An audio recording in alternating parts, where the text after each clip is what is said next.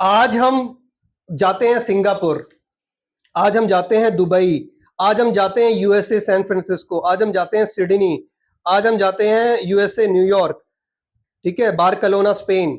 ये सारी सिटीज की बात मैं अगर करूं, इन सबसे ज्यादा इंपॉर्टेंट पॉइंट इन सारी सिटीज की बात है कि कोस्टल रीजन के पास है, जिसकी वजह से आज मोस्टली जो भी टॉप 5 सिटीज है वर्ल्ड की, समुंदर के पास होने की वजह से एक तो सबसे अच्छा क्लाइमेट, वहां के लोगों को इतना अच्छा फील होता है, ना गर्मी ना सर्दी, तो एक नॉर्मल टेम्परेचर रहता है और ह्यूमन बॉडी के लिए वो बेस्ट रहता है, ठीक है, ना लोग बीमार ज्यादा पड़ते हैं, तो बड़े सारे वो भी बेनिफिट्स है, ठीक है। उसके बाद ये जो सारी कॉस्ट लाइन के ऊपर ये जो डेवलप है, आज अगर मैं आपको नाम बताऊं तो आने वाले टाइम में धुलेरा को भी इसी माइंडसेट से बनाया जा रहा है कि यहाँ पे आपका वर्ल्ड क्लास स्काई, जो आपका बुर्ज खलीफा और आपका ये जितनी अभी सऊदी अरेबिया में 1 किलोमीटर लंबी ऊंची बिल्डिंग बन रही है, 500 मीटर 600 मीटर, मतलब 1-1 किलोमीटर, मतलब सोचो यहाँ से इतनी ऊंची बिल्डिंग शायद किसी ने एग्जाम्पशन भी नहीं करी थी, वो वहां डेवलप हो रही है।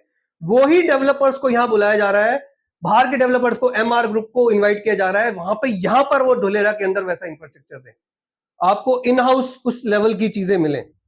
ग्लोबल बिजनेस और टूरिज्म डेस्टिनेशन, जैसे मैंने आपको बताया, एक लेक आर्टिफिशियल बनाई गई है, वाटर बॉडीज बनाई जा रही हैं, जिसकी वजह से टूरिज्म और उसको अट्रैक्ट करने के लिए एयरपोर्ट मैंने आपको बता ही दिया है, इतना बड़ा 1700 हेक्टेयर के अंदर एयरपोर्ट आ रहा है, उसके अंदर कार्गो एयरपोर्ट भी है, उसके अंदर international airport is the biggest and major reason of development in any area.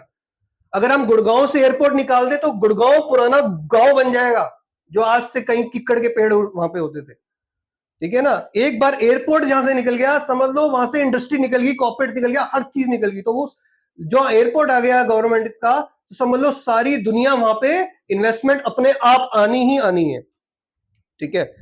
उसके बाद हम बात करते हैं अगली जो इंपॉर्टेंट पॉइंट्स है इसके अंदर, फॉरेन कंट्रीज का जो भी इन्वेस्टमेंट है। अब जैसे फोर्ब्स के अंदर इसको बेस्ट सिटीज के अंदर रखा है, फोर्ब मैगजीन ने धुलेरा को बेस्ट सिटीज के अंदर लिखा है, due to this environment, best roads, best infrastructure, sky high buildings. सबसे इंपॉर्टेंट चीज है, रिन्यूएबल रिसोर्सेज पे ये शहर चलेगा। ये हमारे बाकी शहरों की तरह नहीं है जिसे पेट्रोल चाहिए, डीजल चाहिए, कोल चाहिए। ऐसे रिसोर्सेज जो ह्यूमन बॉडी को पोल्यूशन तो नुकसान करता ही है, एनवायरमेंट का इतना नुकसान करते हैं, उनका जो मेन सेटअप है, मेन पावर जनरेशन है, दैट इज सोलर प्लांट्स।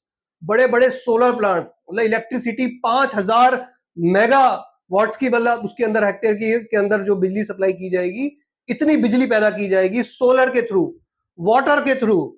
उसके बाद आपका ये जो आपकी जो एयर इलेक्ट्रिसिटी होती है, ठीक है, विंड टर्बाइंस के थ्रू, ठीक है। उसके बाद हमारे पास न्यूक्लियर रिसोर्स, जो आपका रिन्यू होकर दोबारा से यूरेनियम यूज होता है आपका इलेक्ट्रिसिटी कंजम्पशन के अंदर, उस तरीके की रिन्यूएबल रिसोर्सेज के ऊपर मेन टारगेट किया गया। तो जो पॉल्यूशन लेवल है निग्लिजिबल रहेगा। आने वाले टाइम के अंदर सिर्फ इलेक्ट्रिक व्हीकल ही धुलेरा में देखने को मिलेंगी। जीरो पॉल्यूटेड लैंड की प्लानिंग है वहां पे।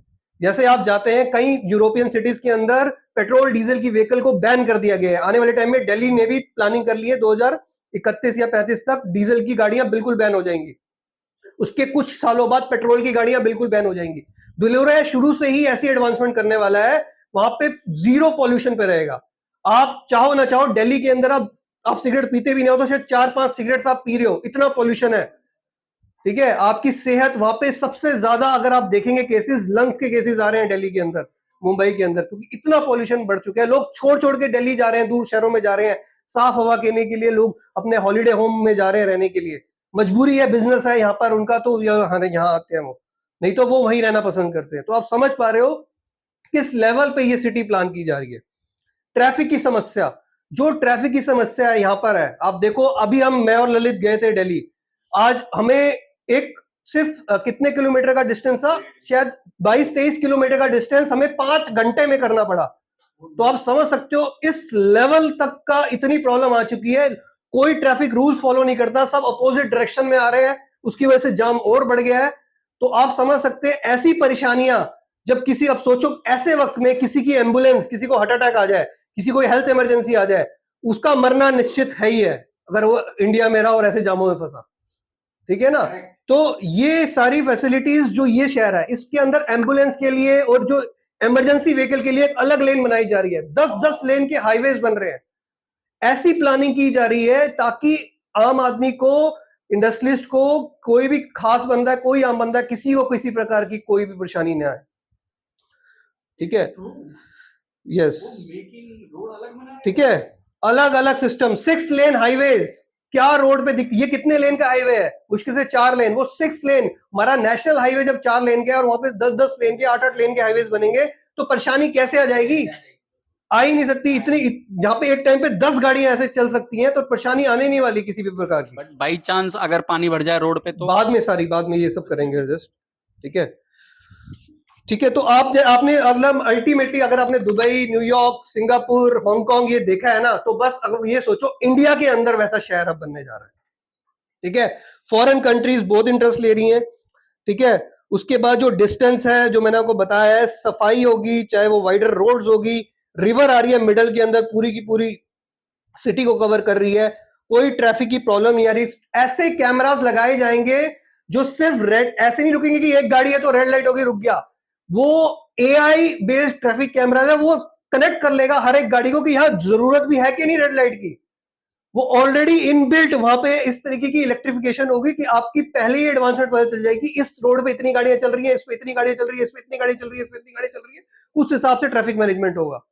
जहां पे अपलोड ज्यादा है वहां पे उसको मूव कर दिया जाएगा, जहां पे डाउनलोड ज्यादा है उसको उधर मूव कर दिया। तो ट्रैफिक की समस्या, जैसे आप देखें अमेरिका के अंदर ये चीज हो रही है कि लूप होल्स, ट्रैफिक की समस्या की वजह से अंडरग्राउंड सारा कुछ इलेक्ट्रिफिकेशन और सब कुछ काम हो रहा है गाड़ियों के लिए, अंडरग्राउंड सिस्टम। इस तरीके के सिस्टम आने वाले टाइम में एडवांसमेंट में आप देखोगे। ठीक है, तो बेस्ट ग्रीन सिटी है। ठीक है, 3 वे सी नेटवर्क है। टोटल जो एरिया जो इसके अंदर आ गया है, इसके अंदर लगभग आप मान के चले 1 लाखों एकड़ के अंदर इसके अंदर जो कनेक्टिविटी है ये। ठीक है, लगभग मान के चलो जो इंडस्ट्रीज है 1 लाख करोड़ से ऊपर का गवर्नमेंट जो है स्पेंड यहां होने वाला है। ये तो गवर्नमेंट स्पेंड होने वाला है, अब ये सोचो प्राइवेट स्पेंड कितना ज्यादा होने वाला है। तो जब गवर्नमेंट की इतनी प्लानिंग है कि इतना पैसा हम शहर में लगाने वाले हैं, उसको किस लेवल पे बनाने वाले हैं वो आप समझ सकते हैं। एरोस्पेस इंडस्ट्री, सेमीकंडक्टर इंडस्ट्री, ठीक है, इस तरीके की यहां पे आने वाली है।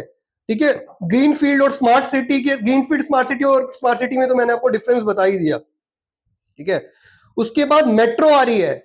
अगर आप देखें दिल्ली में मेट्रो आने की वजह से कितनी आसानी हुई, वहां शुरू से ही मेट्रो आ गई है, वहां पे मेट्रो का लाइंस और मेट्रो के लिए प्रपोजिशन जगह वगैरह सब कुछ देख ली गई है, वहां पे सारा सिस्टम आ रहा है। सीवरेज सिस्टम पूरा एडवांस्ड है, मतलब नॉर्मल पाइपलाइन से 10 टाइम्स बड़ी पाइपलाइंस डाली जा रही हैं, ताकि जहां पे सीवरेज की, जहां पे जब आने वाले टाइम में, जब यहाँ अभी कुछ ही सालों के अंदर 10 लाख की इंप्लॉयबिलिटी यहाँ पे आने वाली है, आने वाले टाइम में करोड़ों लोग आएंगे, तो जब इतने करोड़ों, जैसे दिल्ली में आज 3 करोड़ प्लस पॉपुलेशन है, मुंबई में भी लगभग इससे ऊपर पॉपुलेशन पहुंच चुकी है, जब इतनी पॉपुलेशन को टारगेट करके ये शहर बनाया जा रहा है। ठीक है, फर्स्ट ऑफ द